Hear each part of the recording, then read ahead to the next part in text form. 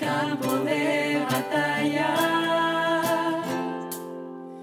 Buscas vidas dedicadas a servir, que amen tu palabra.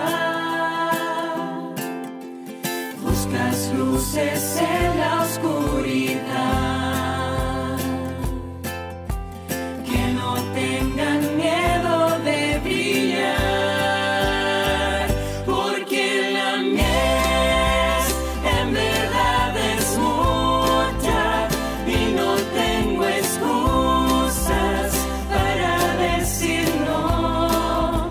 Si me llamaste a ser ese que tú buscas, que no tiene dudas de la decisión de entregar de nuevo el corazón a tu misión.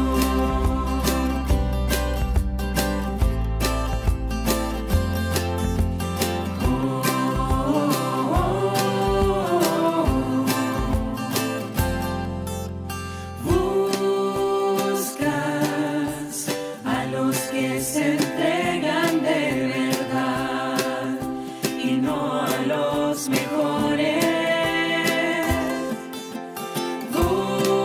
Buscas a los que comparten sin dudar tus grandes bendiciones.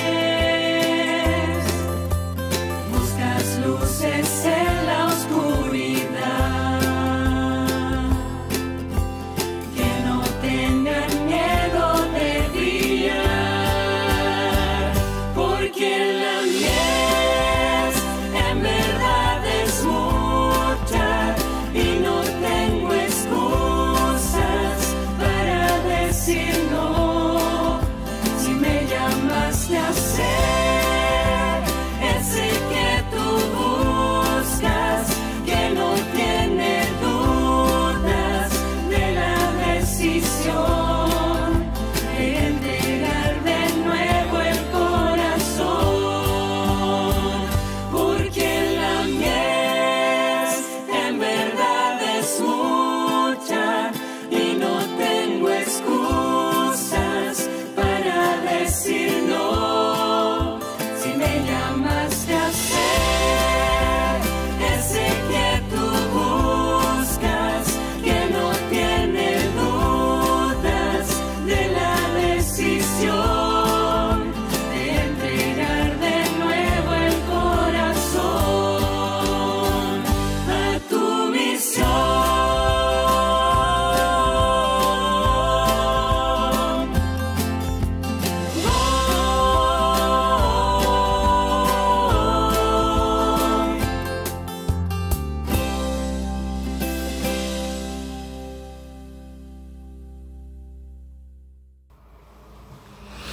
Hola hermanos, para comenzar con el tema de hoy vamos a tener una oración. Oremos.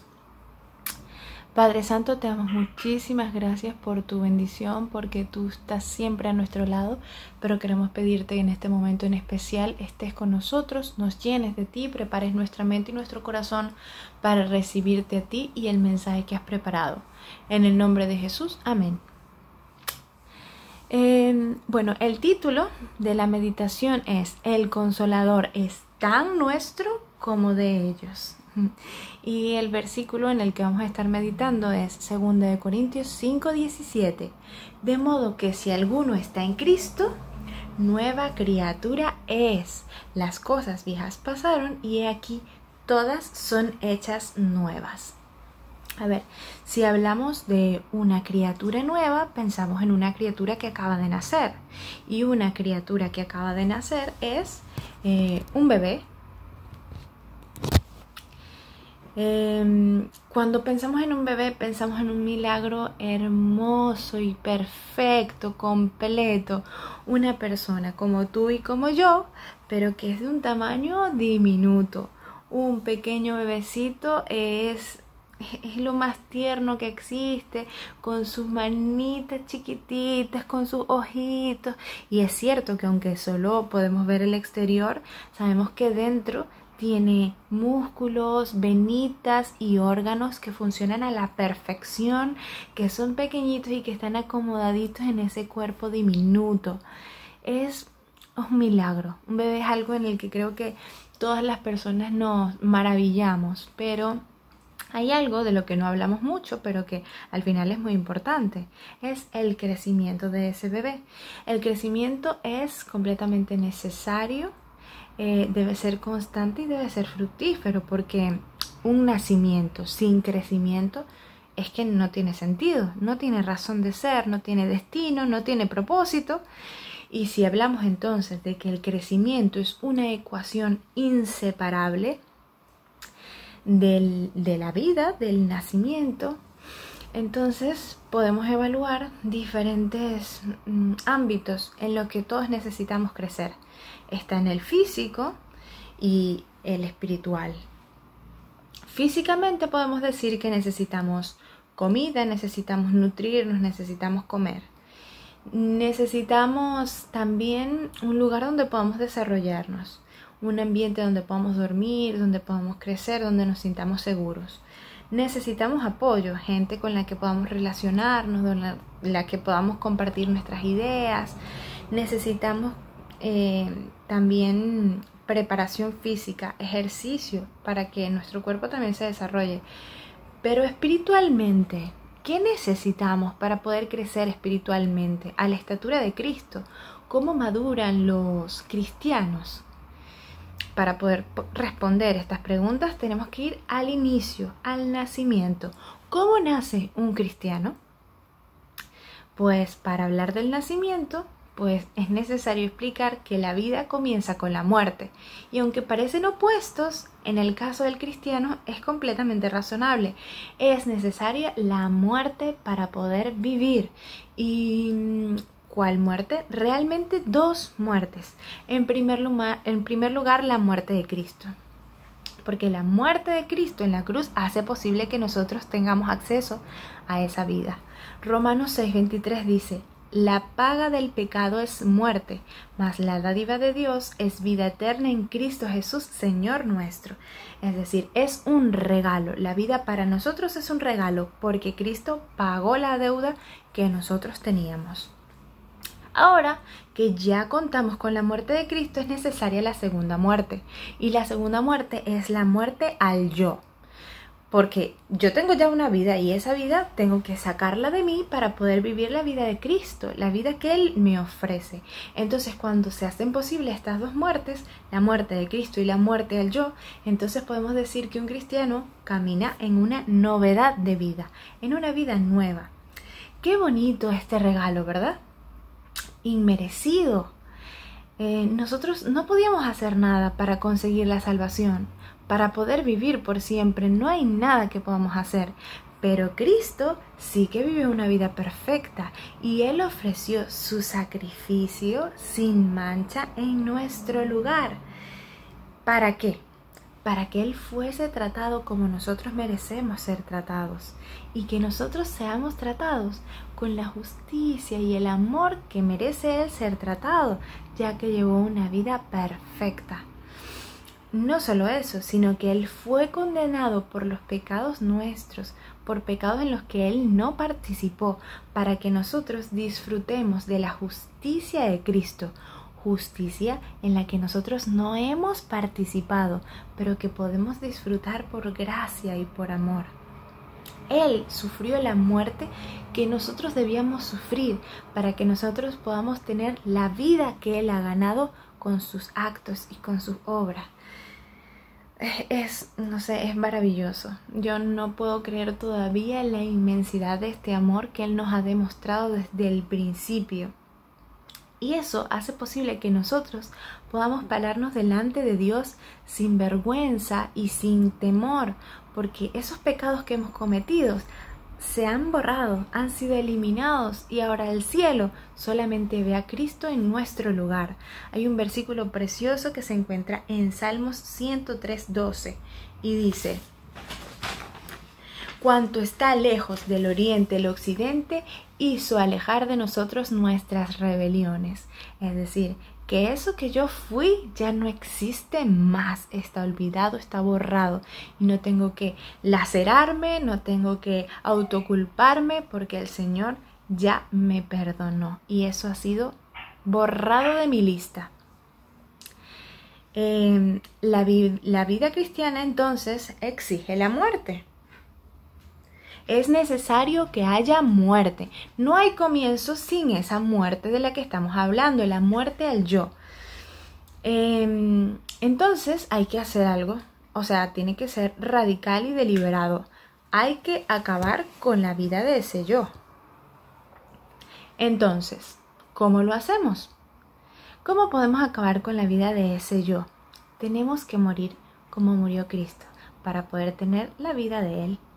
Gálatas 2:20 dice, con Cristo estoy juntamente crucificado y ya no vivo yo, sino que vive Cristo en mí, y lo que ahora vivo en la carne, lo vivo en la fe del Hijo de Dios, el cual me amó y se entregó a sí mismo por mí. Qué versículo tan precioso. Podemos nosotros apropiarnos de él y vivir la vida de Cristo dejando a un lado la nuestra. La vida cristiana, el hecho de morir al yo no es opcional, es completamente necesario. Hay que verlo así, hay que hacerlo. De hecho, Jesús dijo, si alguien quiere venir en pos de mí, ¿qué tiene que hacer? Tiene que negarse a sí mismo, tiene que coger su propia cruz y seguirle.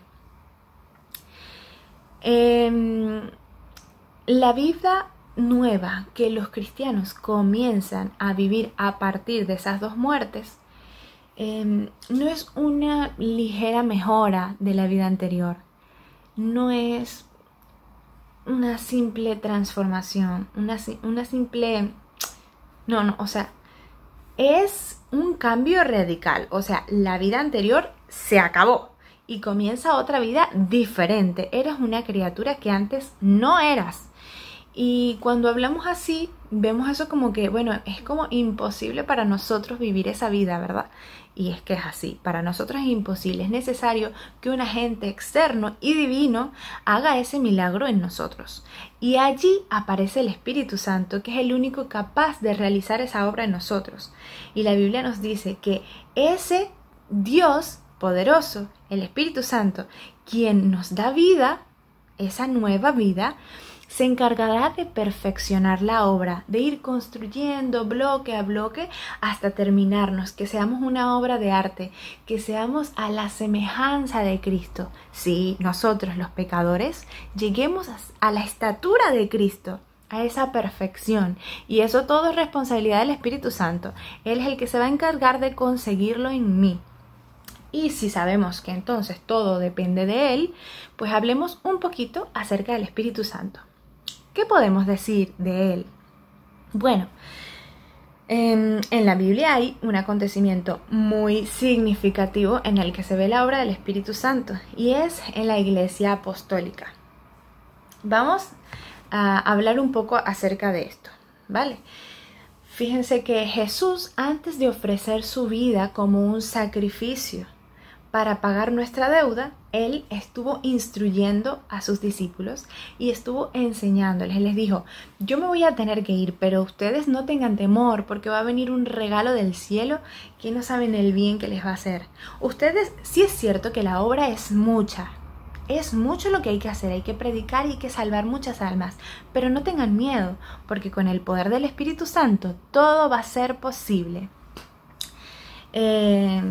Juan 14, 16 y 17 dice de la siguiente manera: y yo rogaré al Padre, y os dará otro consolador, para que esté con vosotros para siempre, el Espíritu de verdad, el cual el mundo no puede recibir porque no le ve ni le conoce, mas vosotros lo conocéis, porque está en vosotros y será en vosotros.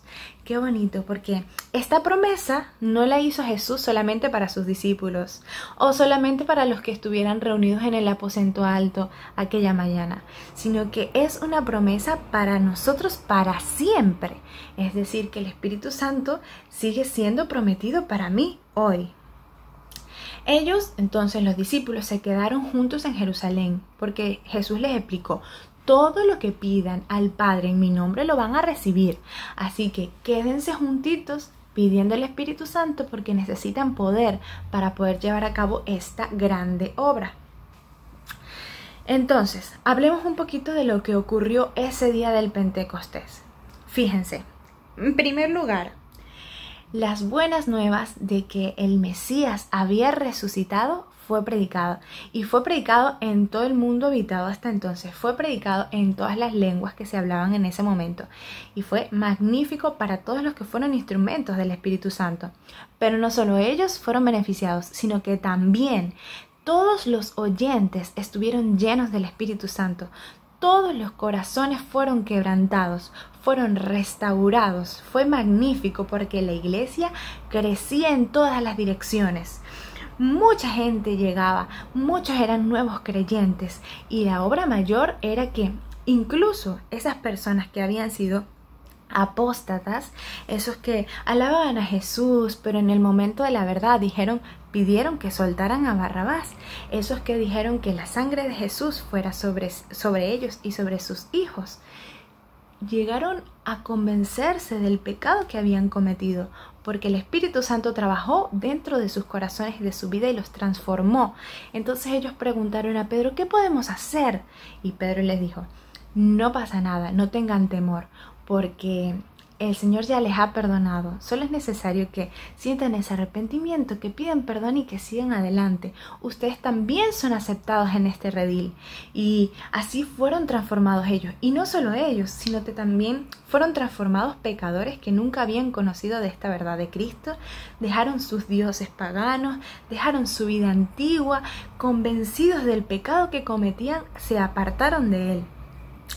También los principales oponentes del Evangelio fueron transformados. Esos que estuvieron persiguiendo y amenazando y matando cristianos también fueron convertidos y se transformaron en campeones del Evangelio.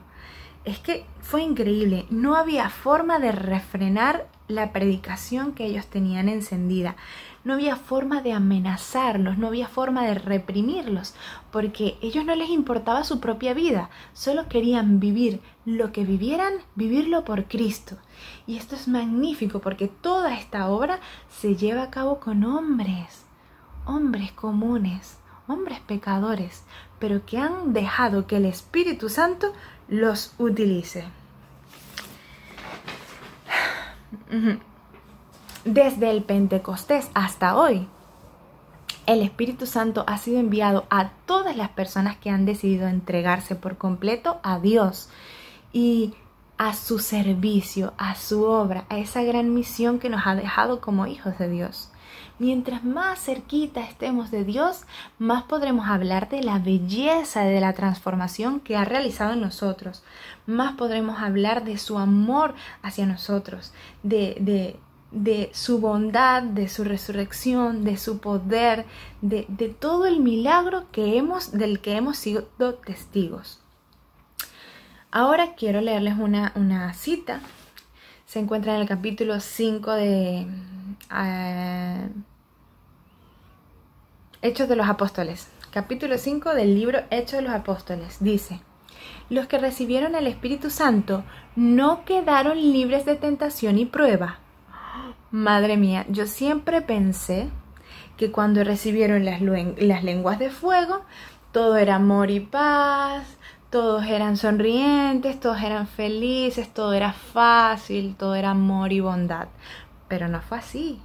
Ellos seguían siendo tentados y seguían siendo puestos a prueba y fuertemente, porque, continúa la cita, como testigos de la verdad y la justicia, eran repetidas veces asaltados por el enemigo de toda verdad que trataba de despojarlos de su experiencia cristiana. Satanás es tan malo que quiere despojarnos incluso de aquello que hemos vivido y que hemos experimentado. Quería quitarle la esperanza que estaba encendida en su corazón a Cristo Jesús. Quería apagar ese fuego que encendía sus vidas y los perseguía, los acosaba. Ellos estaban obligados a luchar con todas las facultades dadas por Dios para alcanzar la medida de la estatura de hombres y mujeres en Cristo Jesús. No fue nada fácil, era una lucha diaria para poder alcanzar esa estatura de Cristo, que era la meta, era parecerse a Él y testificar de Él. Oraban diariamente en procura de nuevas provisiones de gracia para poder elevarse más y más hacia la perfección. Es decir, nada basta. Era un día más y era un día en el que había que aprender más, que crecer más, que entregar más, que parecerse más a Dios. Ellos querían llegar a la perfección de Cristo, no por sus propios méritos. Por eso era que pedían esa gracia, ese don, el Espíritu Santo. Bajo la obra del Espíritu Santo, aún los más débiles, dice la cita, ejerciendo su fe en Dios, aprendían a desarrollar las facultades que le habían sido confiadas. Incluso ellos tenían facultades que no tenían desarrolladas, que ni siquiera sabían que tenían, pero puestos en las manos del Espíritu Santo pudieron desarrollarse, crecer, aprender, porque la Biblia dice que el que tiene un don se le darán 2, y el que tiene 2, 3, y el que tiene 4, más. Porque el Señor cada vez que nos capacita, nos abre las puertas, nos enseña. Solo tenemos que estar dispuestos a desarrollarnos en esas áreas en las que nunca nos hemos desarrollado. Es nuevo para nosotros, es diferente, pero podemos avanzar y el Señor estará a nuestro lado para guiarnos y para hacernos a su imagen. Dice la cita para terminar, llegaron a ser santificados, refinados y ennoblecidos. Recibían la plenitud de la deidad y eran moldeados a la semejanza divina. Estas palabras para mí son gloria. Recibían la plenitud de la deidad por completo. Estaban rodeados, estaban llenos, estaban enchumbados de Dios y no podían hacer nada más que parecerse a Dios, porque estaban continuamente en su presencia. Esta cita a mí me hace pensar muchísimo en cómo es la vida cristiana, cómo es el crecimiento que debemos tener. Es como una escalerita, son escalones y nunca estamos en el sitio en el que debemos quedarnos. No, siempre hay algo más que dar, más que aprender, más que saber, más que imitar de Cristo. Siempre hay más y eso es lo bonito. Muchas veces nosotros no sentimos esa necesidad, pero podemos orar por Dios para que Él haga crecer en mí la necesidad de parecerme más a Él, la necesidad de sentir sus mismas sensaciones, de preocuparme por el prójimo como Él se preocupa, de sentir mi gran responsabilidad por salvar a todos aquellos que están muriendo en el mundo, porque mi vida no es aquella que yo tenía antes. No, es la vida de Cristo y Cristo estaba con la intención de salvar al mundo entero. Está en mi corazón el deseo ferviente de servir, de salvar, de testificar, de ser un instrumento útil en las manos de Dios. El tiempo que ha pasado desde que Cristo hizo esa promesa no hace que disminuya. Entonces, ¿qué pasa?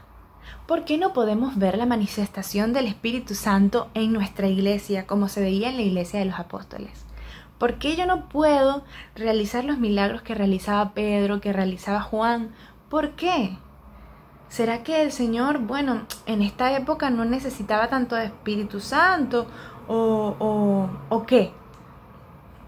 ¿Será que yo no lo necesitaba el Espíritu Santo o será que yo no lo quería el Espíritu Santo? No es que no lo pueda tener, no es que no esté disponible para mí en la misma medida que estuvo disponible para ellos. Lo que pasa es que yo no lo aprecio tanto como lo apreciaban ellos. Entonces, ¿qué debo orar yo? Yo debo orar para que el Señor ponga en mí el deseo, la sed del Espíritu Santo, porque es que no es entendible. ¿Cómo es posible? Si nosotros sabemos qué es la clave del éxito, si nosotros sabemos qué es lo que necesitamos para tener poder, ¿por qué no hablamos tanto del Espíritu Santo como deberíamos? ¿Por qué no oramos? ¿Por qué no clamamos para tenerlo, para ser llenos del Espíritu Santo? ¿Por qué lo tomamos toda la ligera? ¿Por qué no predicamos más de Él? Porque no sentimos que le necesitamos. Y es justo lo que quiere Dios. En primer lugar, hacernos sentir la necesidad del Espíritu Santo a tal punto que roguemos al Padre que nos llene. Y dice la Biblia que Dios es como nuestros padres. Los padres siempre están dispuestos a dar buenos regalos, buenas dádivas a sus hijos. Y mucho más, nuestro Padre Celestial está dispuesto a darnos este gran regalo y henchir nuestra vida con el Espíritu Santo. Pero cuando llegamos a ese lugar en nuestra vida en el que nos da igual, en el que nuestra rutina, estamos tan acomodados a nuestra rutina que no pedimos ningún cambio, ni siquiera para mejorar, simplemente estamos conformes. Entonces, el Espíritu Santo no puede ocupar un sitio en el que nosotros no lo hemos invitado a estar. Entonces, nuestra vida espiritual se comienza a secar, comienza a llegar la oscuridad a algunos lugares de nuestro corazón. Luego, en vez de crecer, comenzamos a decrecer y decae nuestra vida espiritual. Y no solo eso, sino que llega a morir. Y el Espíritu Santo no puede hacer un milagro en un corazón que no ha querido escucharle. Que muchas veces nos ha dicho, Alejandra, es momento de avanzar al siguiente escalón. Pero yo me he quedado acomodada y tranquila en mi escalón, en mi comodidad, en mi familia, en mi casa, en mis cositas que yo tengo aquí. Bueno, yo no soy mala, ni buena, ni nada. Bueno, estoy bien, relativamente bien.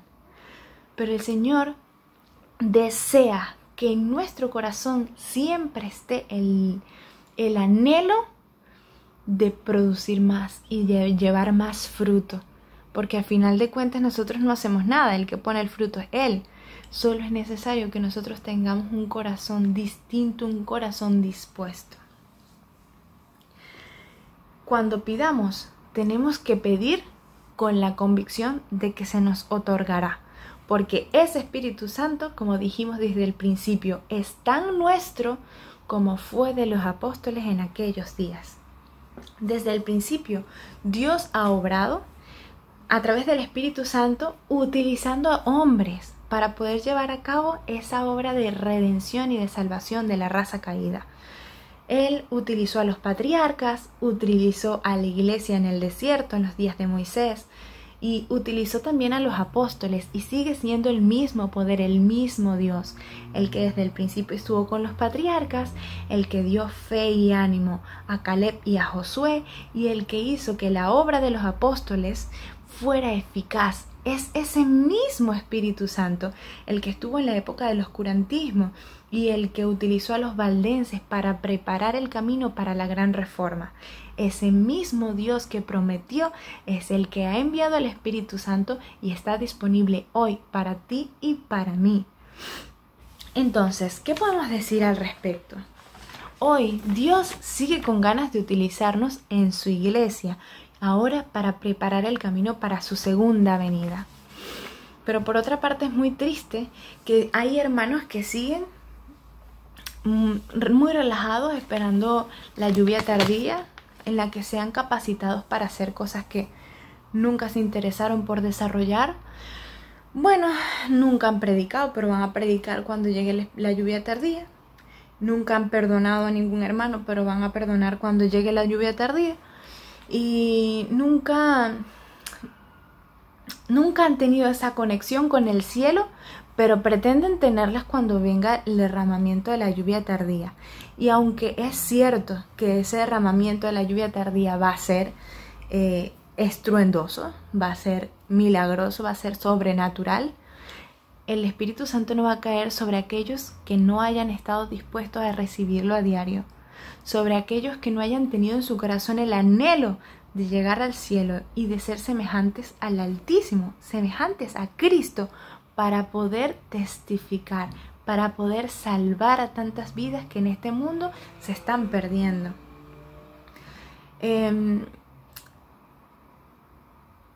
este tema a mí en lo personal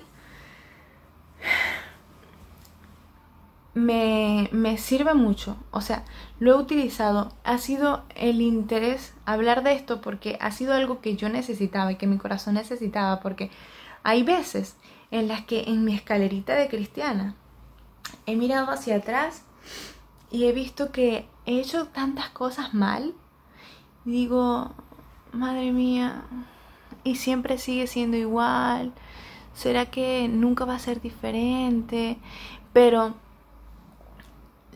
he llegado a la comprensión de que no importa los errores que hayamos cometido, porque ha sido el Espíritu Santo el que nos ha sacado de allí.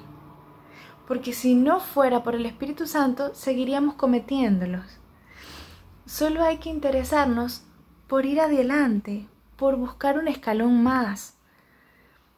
Porque el día de mañana yo pueda mirar el escalón que estoy hoy y diga, madre mía, qué bonita la obra que ha hecho Dios en mí, y tenga algo que contarle a los demás, porque el Dios con el que yo vivo no es un Dios teórico, es un Dios real que vive en mi vida y me transforma cada día. He sentido como cristiana también que he llegado a momentos en los que me siento conforme con la cantidad de oraciones que tengo, que elevo al cielo, conforme porque oro por los enfermos, porque oro por la familia, porque ayudo a los que necesitan. Y siento que estoy como a cuentas con Dios y que no es necesario dar más de mí.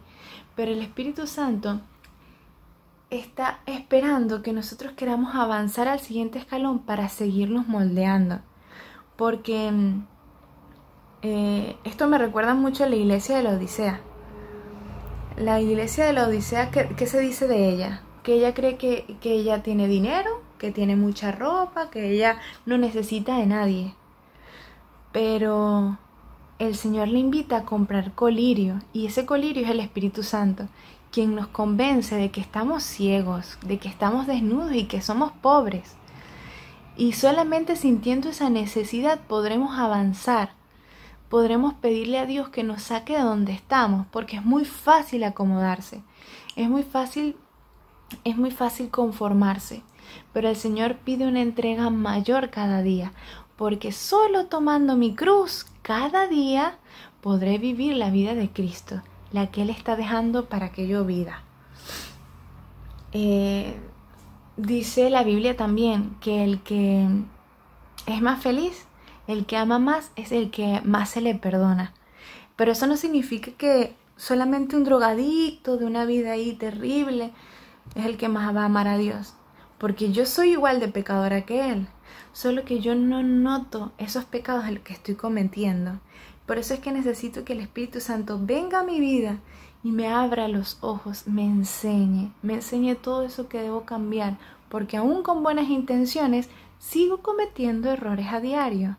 Es solo que ponga, Señor, yo creo que la intención de este tema es que el Señor ponga en nosotros el deseo de dejar de ser lo que somos y de parecernos más a Él. Él quiere tomar nuestra mano, Él quiere utilizarnos, pero queremos ser nosotros sus instrumentos. Si no es así, no pasa nada. Entonces tengamos una oración para que Él ponga en nosotros también el deseo de ser útiles. Para terminar, quiero leerles una cita que se encuentra en el capítulo 5 también, de Hechos de los Apóstoles, y dice: para el obrero consagrado es una maravillosa fuente de consuelo el saber que aún Cristo, durante su vida terrenal, buscaba a su Padre diariamente. Y de esta comunión con Dios salía para fortalecer y bendecir a otros. Contemplad al Hijo de Dios postrado en oración ante su Padre. Aunque es el Hijo de Dios, fortalece su fe por la oración y por la comunión con el cielo, acumula en sí poder para resistir al mal y para ministrar las necesidades de los hombres. como hermano mayor de nuestra especie, conoce las necesidades de aquellos que, rodeados de flaquezas y viviendo en un mundo de pecado y de tentación, desean todavía servir a Dios. Sabe que los mensajeros que considera dignos de enviar son hombres débiles y expuestos a errar, pero a todos aquellos que se entregan enteramente a su servicio les promete ayuda divina. Su propio ejemplo es una garantía de que la súplica ferviente y perseverante a Dios con fe podrá proporcionar a los hombres la ayuda del Espíritu Santo en la batalla contra el pecado. Todo obrero que sigue el ejemplo de Cristo será preparado para recibir y usar el poder que Dios ha prometido a su iglesia. Dice la Biblia que todo aquel que se interese por buscar su vida, por resolver su vida, la perderá. Y todo aquel que pierda la vida por causa de Dios, la hallará. Quiera Dios que sea el deseo ardiente de nuestro corazón vivir por Él. Ya no interesarnos más por nuestra vida, sino vivir con Él y para Él. Que podamos amar la misión, que podamos amar las personas que están allá, que podamos amar, compartir esa alegría que está en nuestro corazón, que nosotros, nuestra pequeña familia vive, pero que podamos tener el anhelo de aumentar en número, de compartir esta esperanza, porque Cristo viene pronto. Que sea su misión nuestra misión y que el Espíritu Santo llene nuestra vida, nos transforme y termine esa obra que comenzó, esa obra que muchas veces se queda parada por días, por meses o incluso por años. Espíritu Santo, ven hoy para que termines esa obra en mí. Oremos para terminar. Padre Santo, te agradecemos muchísimo porque tú, a pesar de nosotros, nos quieres utilizar. Y te pedimos, Señor, que el Espíritu Santo no deje de insistir, que continúe, que diariamente nos llame, que nos proponga, Señor, nos proponga leer, que nos proponga orar, que nos proponga estar en tu presencia, porque es realmente el deseo de nuestro corazón. Queremos, Señor, que tú abras nuestros ojos, que el Espíritu Santo nos convenza y nos ayude a salir de nuestra área de confort para crecer en ti, Señor, para aprender más de ti, para tener más comunión contigo, para acercarnos. Señor, queremos gozarnos de esta vida que tú nos has dado. No queremos enrollarnos en este mundo. Queremos vivir, Señor, con el anhelo de que pronto volverás y que debemos buscar cada vez más personas que nos acompañen para llegar al reino de los cielos. Señor, ayúdanos a ver con tu vista y ayúdanos a amar con tu amor. Ayúdanos, Señor, para que dejemos de ser nosotros y podamos empezar a ser Cristo en este mundo. En el nombre de Jesús, amén.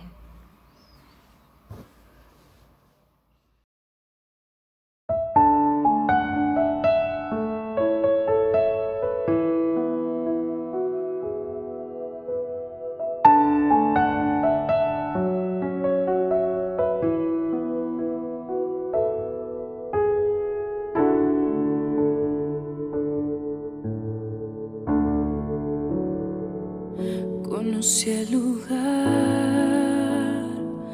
donde hay tantas luchas, hay oscuridad, tanta soledad.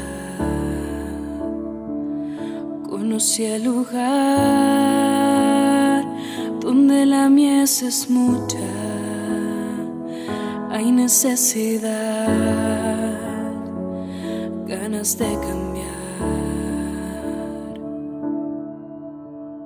Fue tu espíritu que me llamó para esta gran misión de llevar allí tu amor.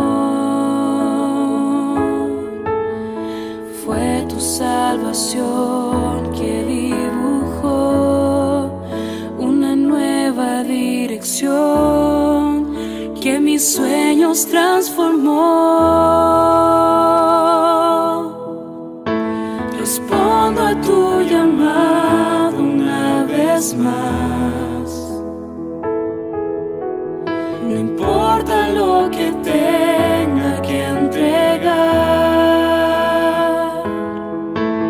estoy en donde siempre quise estar, yendo en busca de la mies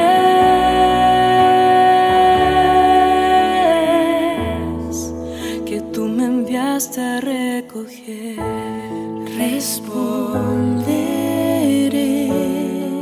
a tu llamado otra vez. Responderé, amado Dios, envíame.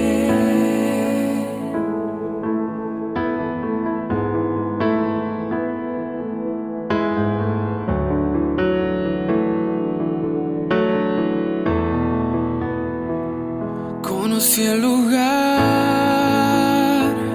donde hay tantas luchas, hay oscuridad, tanta soledad. Conocí el lugar donde la mies es mucha,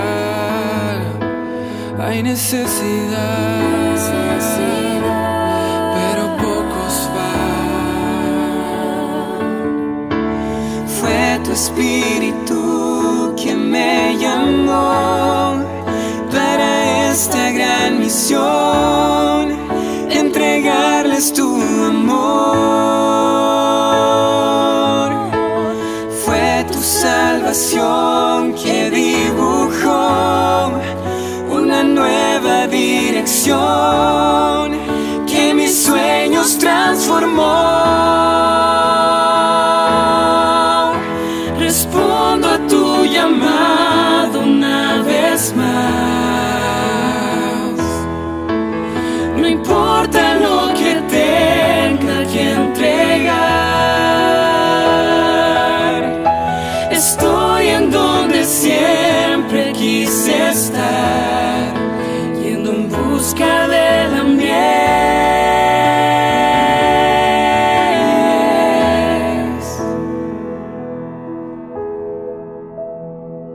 que tú me enviaste a recoger. Responderé a tu llamado